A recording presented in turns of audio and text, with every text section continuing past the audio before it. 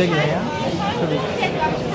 তো এখানে আমরা দেখতে পাচ্ছি soil sensor, যার মাধ্যমে আমরা মাটির আর্দ্রতা নির্ণয় করতে পারবো এবং পাম্প রয়েছে, মানে মাটির আর্দ্রতা যদি আমাদের 30% নিচে আসে তাহলে আমাদের সেই পাম্পটা হচ্ছে অটোমেটিকলি অন হয়ে যায়। যে আপনারা দেখতে পাচ্ছেন 5% এই জন্য পাম্পটা অন হয়ে গেছে।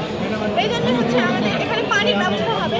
আর যদি মাটির আর্দ্রতা হচ্ছে 30% উপরে থাকে তাহলে আমাদের পাম্পটা অটোমেটিকলি অফ হয়ে যাবে, মানে কোনো পানির কোনো দরকার নেই। তো তারপরে আমাদের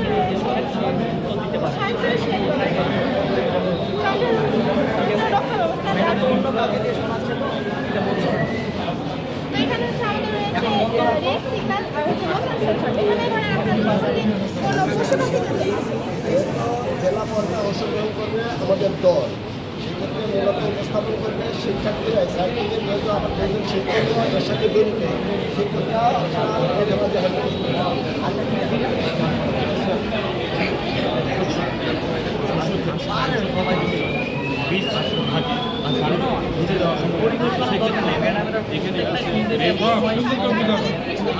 সাথে সাথে আমাদের ঝাড়টা অটোমেটিকলি অন হয়ে যাবে।